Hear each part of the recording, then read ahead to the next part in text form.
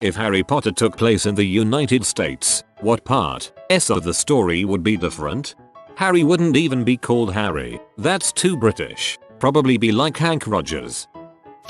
Hagrid would be the football coach and constantly be telling kids they're in need of a serious attitude adjustment.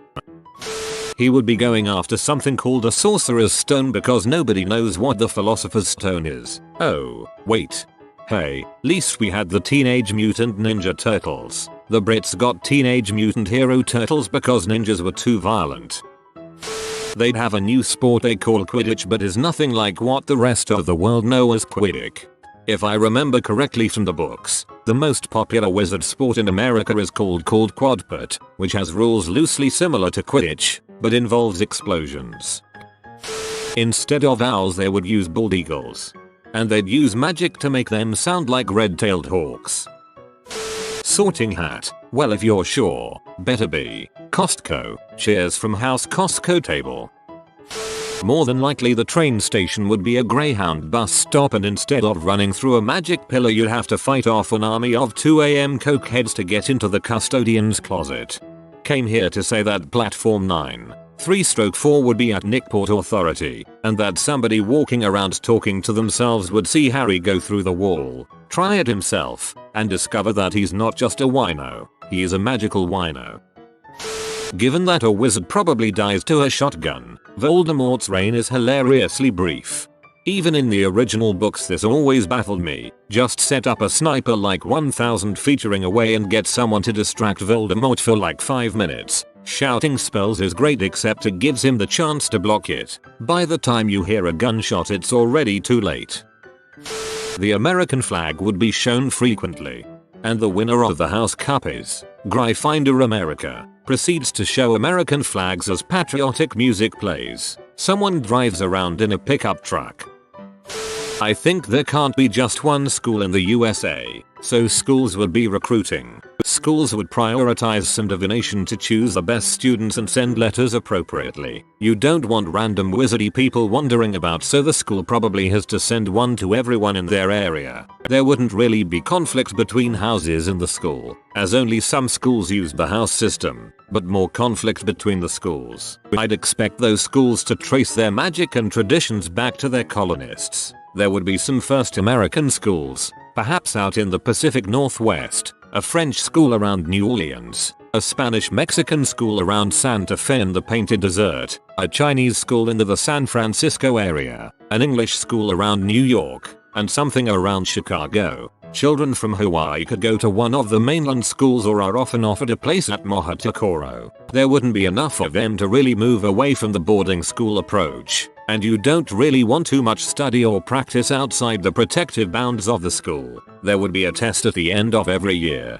and a much longer Quidditch season, though it may or may not really look like the Quidditch we know. There's a Parker King Kong style high ropes obstacle ultimate frisbee game. To get there your parents could drive you, or they'd send a bus to a plane or train. Wizards tend to hold onto things longer, and the trains were probably set up with them in mind. Why pay to switch to planes when the train works just fine?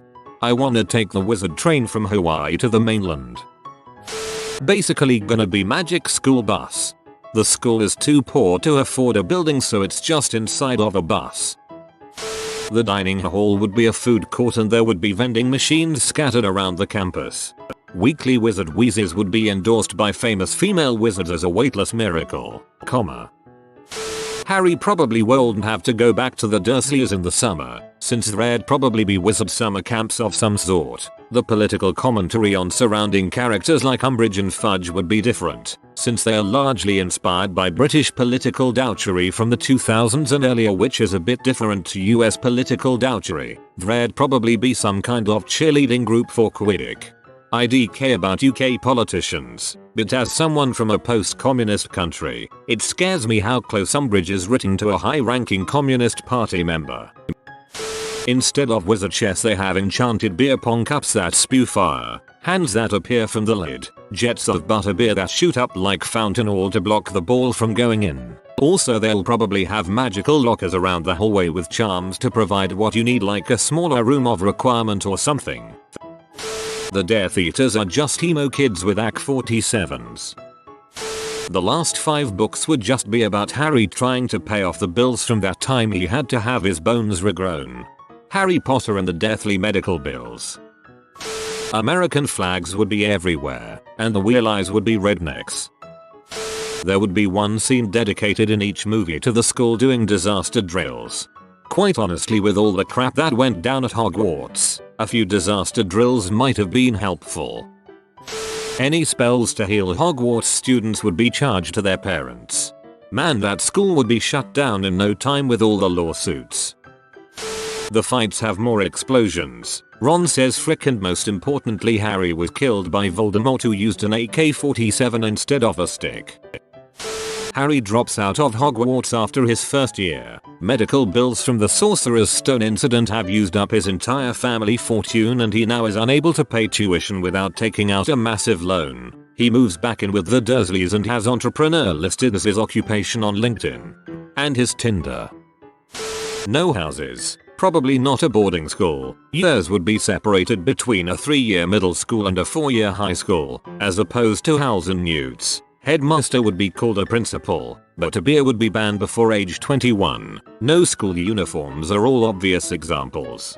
Speaking of owls and newts, standardized testing would be twice a year, and the practical portion would be removed. Diagon Alley would probably just be a strip mall. There would, rightfully, be a bigger issue with the idea of house elves.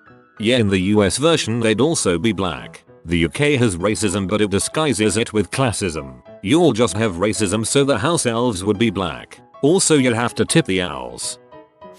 Neville Longbottom snaps, brings an AR-15 to class, and starts gunning down House Slytherin, starting with Draco Malfoy. I feel like that's a YouTube vid waiting to happen. It would be all over in book 1 because a group of students did a Mass Avada Kedavra on a school day. Mass Avada Kedavra sounds like a good band name. Hogwarts wouldn't be a boarding school. Harry wouldn't get his year-long breaks from his abusive family. He'd come to class with a distant, uninterested gaze on his face, and poorly kept robes. His teachers would notice, of course, but this is America, so they'd have 40 or more kids per class and no time or ability to take a special interest in just Harry. People would notice the sadness, they'd notice the uncleanness and wild hair, they'd notice the bruises and that Harry's glasses are constantly re-breaking. But this is America. Nobody would want to say anything. The other boys might call Harry a coward or a homo. Naturally, girls would talk about what a creepy mess he was. The school nurse would probably become Harry's most nourishing and rewarding relationship. Somehow, by any random turn of events, the US president played by Billy Bob Thornton would be in danger, and Harry will spend 8 films trying to save him from communists, radical religious groups from a made-up country ending in Stan, hypocrite gun control people carrying guns, and Russians Iranians. Snape is actually just Hans Gruber.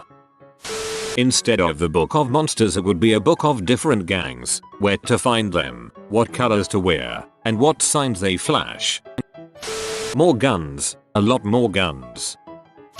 There will be magic detectors at the entrance of the school so kids cannot bring in dangerous magic items or muggle electronics. One of said dangerous items is their own wands, since they can be used to do any kind of lethal spell if the student chose to. So instead of spell classes with practical experience using their wands, they just use fake plastic wands to practice spells, and the professor marks them based on how they flicked and waved theirs in class as well as the spell pronunciation. Potions class has Professor Heisenberg. Some of the lab supplies have been missing each year, and he keeps blaming the losses on the domestic elves that help inside the school. He supposedly has a brother-in-law that works as an aura. There is also a rumor that an older Hufflepuff kid is selling Smarten Up potions on the side for when the exams roll around, which are pretty hard to do for a student, let alone a Hufflepuff. The current defense against the dark arts teacher is Mark Hamill. Besides counterspells and basic fencing lessons, he has redoubtable experience fighting the dark side.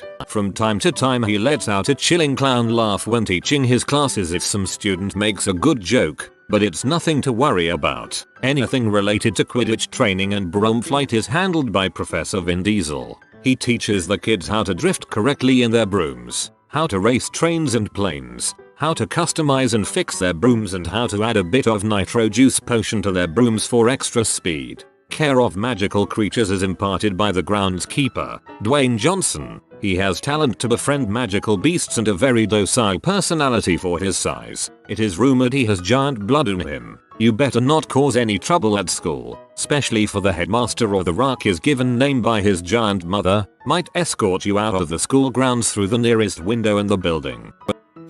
The Dursleys might been given a religious bent to further justify their fear of magic and to give some perspective on their overall unpleasant behavior, which plenty of American children could relate to.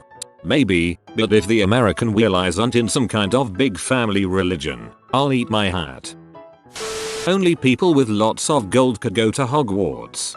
Magical Congress-backed student loans. They would take a BuzzFeed quiz instead of using the sorting hat.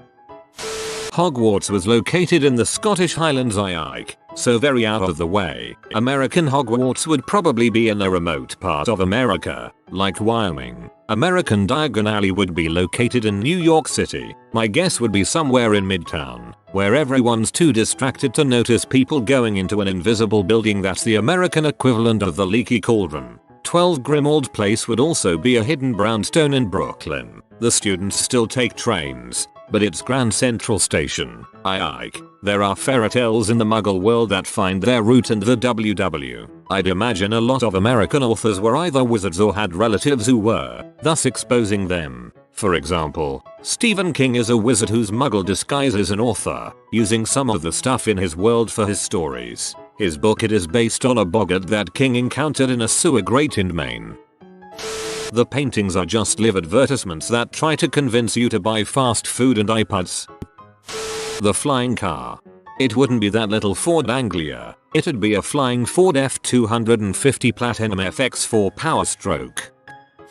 Axiogat cast Harry, as the dragon roared its rage upon once again missing its target. Somewhere deep in Chicagoland, in the area commonly referred to on the street as Lil B, a small black submachine gun flew out of an already broken window and streaked into the sky, accelerating through the sound barrier, the boom of its speed echoing across the city like just one more gunshot. Meanwhile, Harry ducked behind another rock as the dragon snapped at him once again. Harry felt its breath on the back of his neck and immediately ducked and rolled as it spat fire at him. In cover for a moment, he once again held his wand out high in his left hand. A sonic boom announced the arrival of his secret weapon. Harry just needed the right target now. The dragon's underbelly had the softest scales. He reached under his robes and pulled out the floppy, vinyl body of Ron's deflated freak doll. "Sorry, Ron," he whispered, as he cast a quick incantation to inflate what Ron referred to as Dirty Gertie. Somewhere up in the audience, he could hear Draco Malfoy snickering,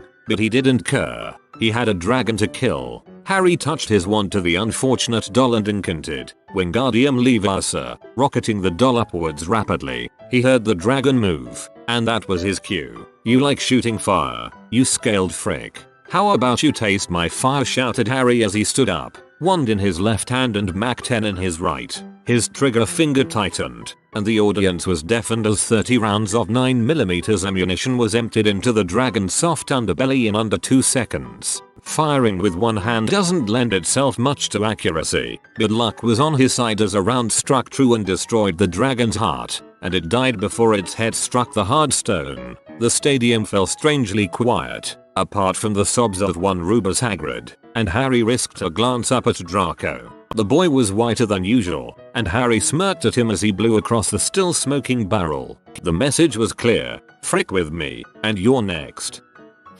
There would be a lot more Voldemorts. Before Quidditch matches start, a bunch of fighter jets would fly over the pitch. Avada Kedavra would not be an unforgivable curse because it is somehow protected by both First and Second Amendments. After all, the only thing that stops bad guy with an Avada Kedavra is a good guy with an Avada Kedavra. Sorting Hat will be substituted by Kiersey for optimal corporate wizardry. There would be elevators in Hogwarts cause ain't no Americans wanna climb all them dang stairs. Obesity. The moving staircases are actually just escalators. Malfoy would eventually run for president and win BC Trust Fund, baby. There would only be one book because a bunch of rednecks would find the school and burn it down in the 5th chapter. At some point in the movies, Ron would have said hold my beer, watch this. You have been visited by the romantic doggo. Comment love is magic so you never fall in the friend zone. Like and subscribe you magnificent person.